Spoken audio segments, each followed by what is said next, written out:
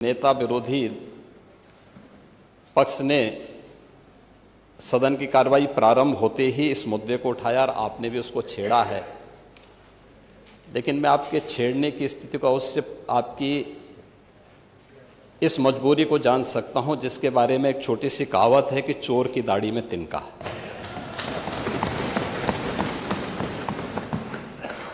प्रश्न है नकली दवाओं के सेवन से होने वाली मौतों के बारे में, जिसके बारे में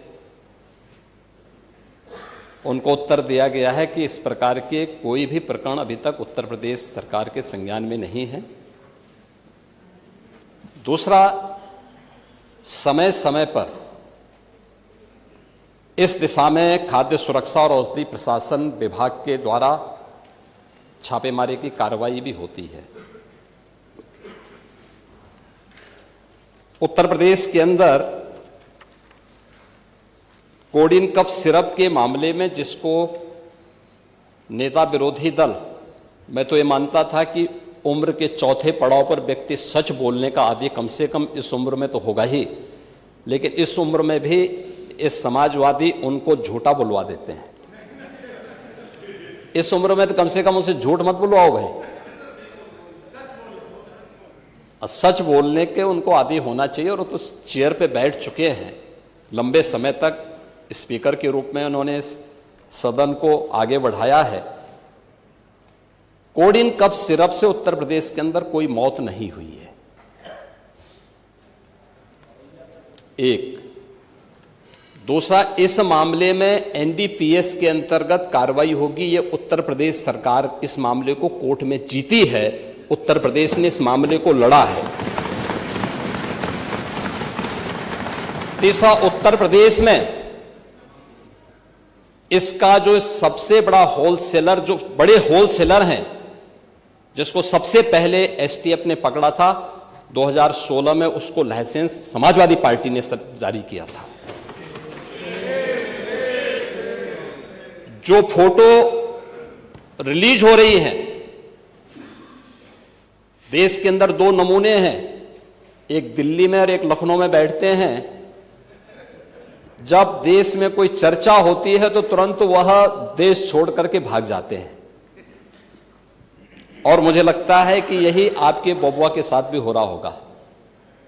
वह भी देश से फिर जाएंगे इंग्लैंड की सैर सपाटे में और आप लोग यहां चिल्लाते रहेंगे। महोदय, कोडिन कफ सिरप का मुद्दा जो इन्होंने उठाया है, मुद्दा था नकली दवाओं के सेवन के कारण होने वाली मौतों का।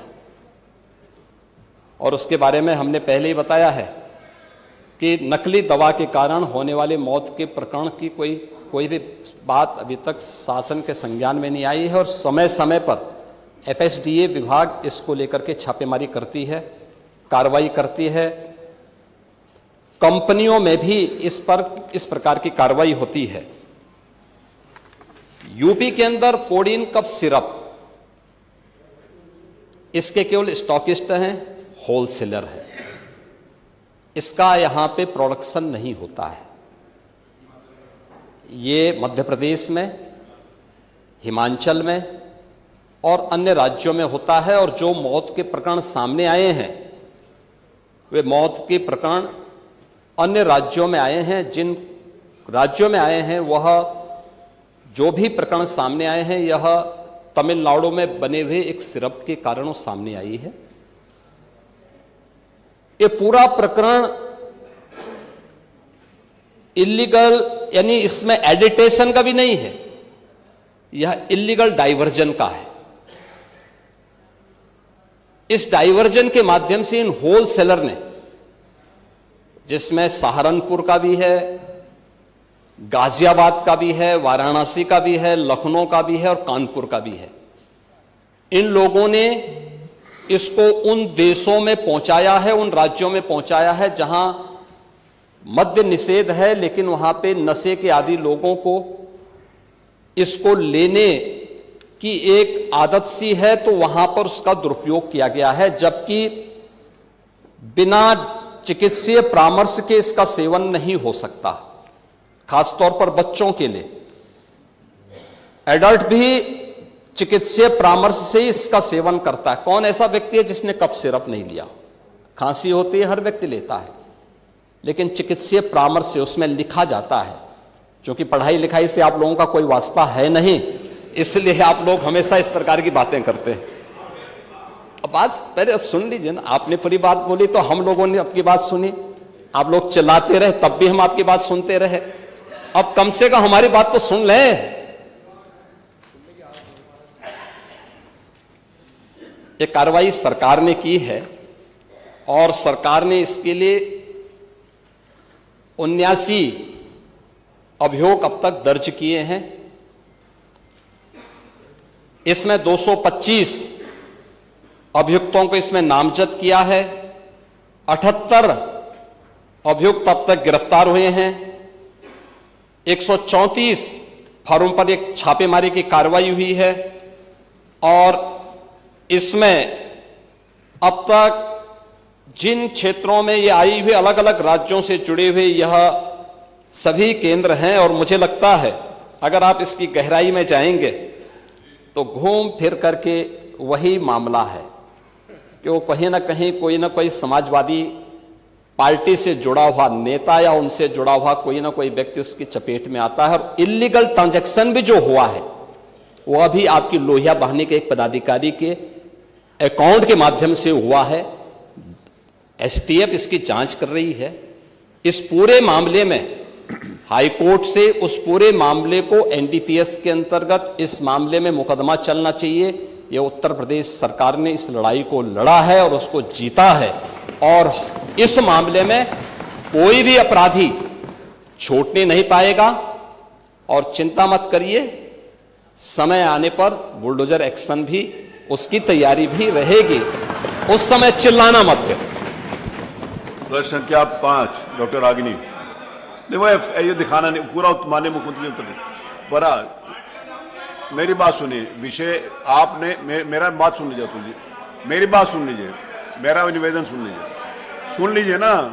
आप उसको सुनेंगे कि अपना बोलते रहेंगे?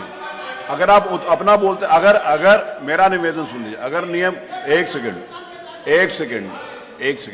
सुन लीजिए, क्योंकि आपने नियम 56 दिया था और पूरा उत्तर माननीय मुख्यमंत्री जी के द्वारा दे दिया गया, ठीक है? तो वो विषय समाप्त कर दीजिए उसको, नियम 56 को।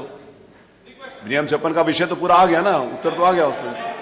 अब वही तो आप चाहते थे, आपने जानबूझकर कि आपके नेता उस विषय को ना उठा पाए, आपने उसको उठा दिया। जब आपने उसको उठा दिया तो ये सदन के सम्मानित नेता हैं, वहीं पर आपने किया ना, तो आपने विषय को कभी समाप्त कर दिया, उसका उत्तर आ गया। उनकी वाणी ऐसी निकलती है जो उनके सब अनुरूप नहीं रहता। अभी आपने कहा 2 नमूने हैं, एक समाजवादी पार्टी, एक वो। तो उन्होंने किसी का नाम तो लिया नहीं।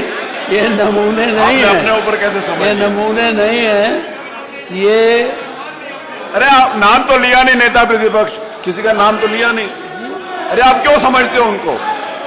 देखिए, मैं माननीय अध्यक्ष जी, किसी का नाम नहीं लिया, नहीं किसी का नाम लिया। मुख्यमंत्री जी आप समझते रहिए, किसी का नाम देखिए, जो विषय सामने आया था, जिसको घुमा फिरा के उत्तर प्रदेश की जनता को इस मंच के माध्यम से गुमराह किया जा रहा है। मान्यवर, बार बार ये कहा जा रहा है कि मौतें हुई, और हम कई बार इस बात को वो कर चुके हैं। माननीय मुख्यमंत्री जी ने जितनी बड़ी कार्रवाई बड़े बड़े लोगों के खिलाफ की, अभी आपके सामने मान्यवर बताया भी, और इस सिर्फ से उन मौतों का कोई मतलब नहीं है। मान्यवर, रही बात इस बात की कि माननीय मुख्यमंत्री जी ने किसी का नाम नहीं लिया, किसी का, अरे हुआ, उसमें हुआ ये किसी का नाम मान्यवर नहीं लिया। नहीं, उसमें हुआ ये माननीय मंत्री जी, उसमें ना एक आदमी नारा लगा रहा था कि सरकार चोर है, सरकार चोर है। तो उसने, थानेदार ने कहा कि भाई क्यों बोल रहे हो इसका? तो उसने कहा मैंने नाम तो लिया नहीं। तो उसने कहा मुझे पता तो है, तो नाम तो लिया नहीं, आप क्यों बोल रहे हो? उन्होंने कही, अरे पार्टी का, अरे कोई नमूना नहीं है। डॉक्टर रागिनी, ये अपने आप बैठिए। अरे अगला प्रश्न है, बैठिए रवींद्र जी, बैठिए। चलो सब लोग बैठिए। अगला प्रश्न, ये सदन को अगला प्रश्न, गुमराह करना, सदन का समय खराब करना, केवल इनके पास एक ही काम है। मान्यवर, चलिए बैठिए। अगला प्रश्न डॉक्टर रागिनी। मान्यवर डॉक्टर रागिनी, और मान्यवर मुख्यमंत्री जी ने किसी का नाम नहीं लिया। वही तो मैं कह रहा हूं, किसी का नाम नहीं। अरे आप क्यों समझते हो, हर बात सारा नेगेटिव अपने ऊपर क्यों लेते हो? बैठो, अरे बैठिए ना। अरे आपका नाम तो लिया नहीं, बैठिए। आप क्यों समाज में कहना चाहते हैं कि आपका नाम नहीं लिया लेकिन आप ही हो? बैठो, बैठिए प्लीज, बैठिए।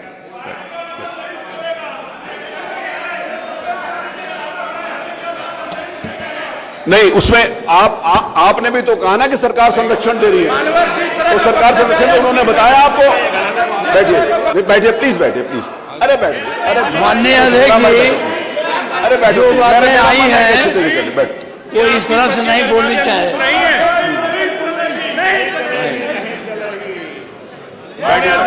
चलिए, चलो ना प्लीज।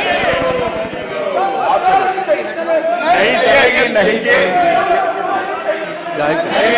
इसकी इजाजत नहीं होती, ये इनसे कागज ले रहे, इसकी इजाजत नहीं। अरे आप बैठो, अरे इसकी इजाजत नहीं है, ये नहीं ले सकते। अरे मान्यवर ये सदन में ये नियम के अनुसार नहीं है मान्यवर। अगर इनको कोई चीज दिखानी थी तो पहले मान्यवर वहां टेबल करना चाहिए था। वो कह रहा हूँ, वो अलाउड नहीं है, वो अलाउड नहीं है।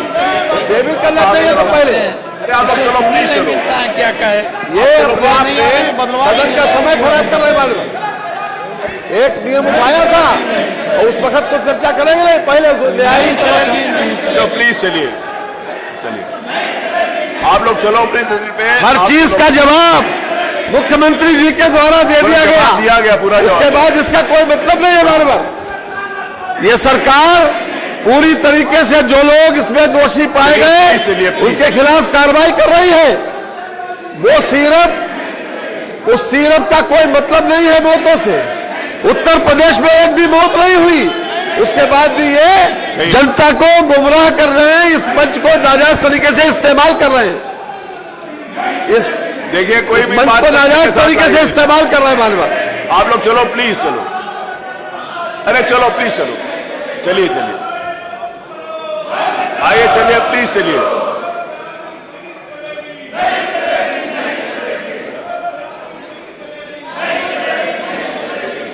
आप कह रहे हो गलत बयानी नहीं चलेगी। एक सेकेंड, आप कह रहे हो गलत बयानी नहीं चलेगी। मुख्यमंत्री जी ने कहा एक भी मौत नहीं है, आप कह रहे सैकड़ों हुई है। बताओ ना नाम, आप नाम बताइए किसकी मौत हुई है। आप नाम बता, आपके पास नाम है नहीं, किसी की हुई नहीं, और गलत बयानी आप कर रहे हैं, वो कर रहे हैं। गलत बयानी आप कर बैठे हुए, आप बताइए ना नाम। आप चलिए अपनी जगह पे बताइए। अरे मुख्यमंत्री जी ने कहा नहीं है ना, तो आप बता रहे हो सैकड़ों। सैकड़ों में से नाम बताइए, सैकड़ों कौन है? गुमराह मत करिए, बैठिए प्लीज, प्लीज बैठिए, प्लीज प्लीज बैठिए, मेरा आपसे निवेदन, बैठिए।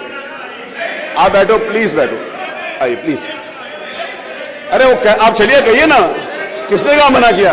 किसने मना किया ना कहने के लिए? कहिए, चलिए कहिए। जब कहा कि एक भी मौत नहीं हुई तो आप चलिए अपनी जगह पर, चलिए जाके बताइए। अरे देखिए ऐसे गुमराह, हम इनके इस बयान पर हम लोग वॉकआउट करते हैं। चलो जी, आओ। चलिए, हो गया, वॉकआउट हो गया। चलिए, वॉकआउट हो गया। अरे वॉकआउट हो गया, वॉकआउट हो गया। चलिए, वो उन्होंने कह दिया वॉकआउट हो गया। चलिए, आई, चलिए चलिए चलिए चलिए। प्रश्न क्या? चलिए चलिए,